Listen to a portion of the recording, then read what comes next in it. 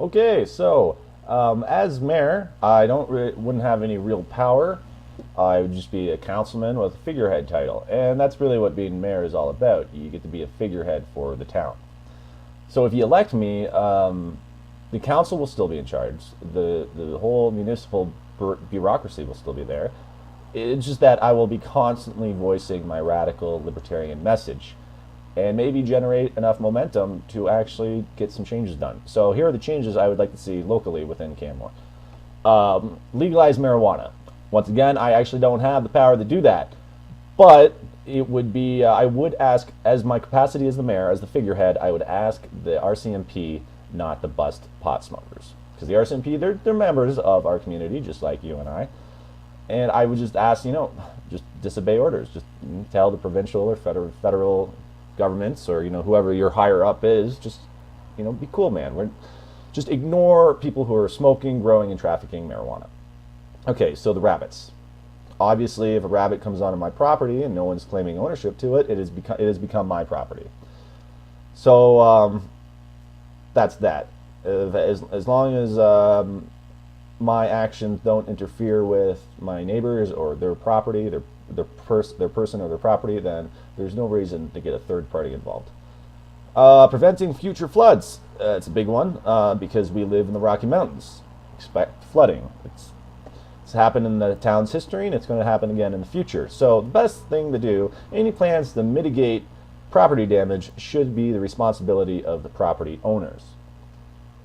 If the municipal and provincial governments are bickering over public land, then I think the people of Canmore should form an association that occupies this unoccupied land by putting it under private ownership.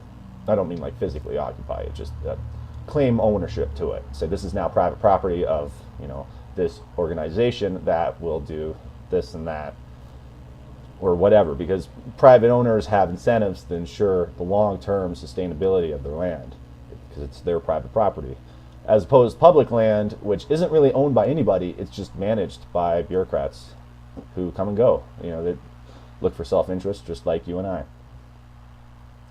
I. Three Sisters development. Now, instead of talking about all the little tiny issues, let's just take a step back and realize that Canmore is in a real estate bubble, and that, yeah, I know that using the term bubble, everything under the sun is now apparently in a bubble, which actually might be true.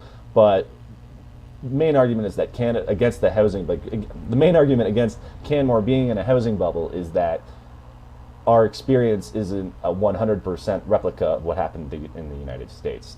Now that's true, but that doesn't matter because consumers are in debt, interest rates are low, and they've been there for a while. So there are malinvestments in the economy, and a lot of them have been allocated to property. So that needs to be corrected. And I guess that's something that's outside of local Canmore politics, because there's not much we can do other than as a group of individuals in the Bow Valley could say, we're going to stop using the government's money because it's corrupt and it's fiat. But I don't really see that happening or how that could work out in the long term. But hey, you got to start somewhere. So anyway, any actions the council take with the Three Sisters development should probably keep this property bubble thing in mind. That the money isn't always going to be flowing. They probably should have kept that in mind when they built Elevation Place, but whatever. They're all in it for self-interest like the rest of us.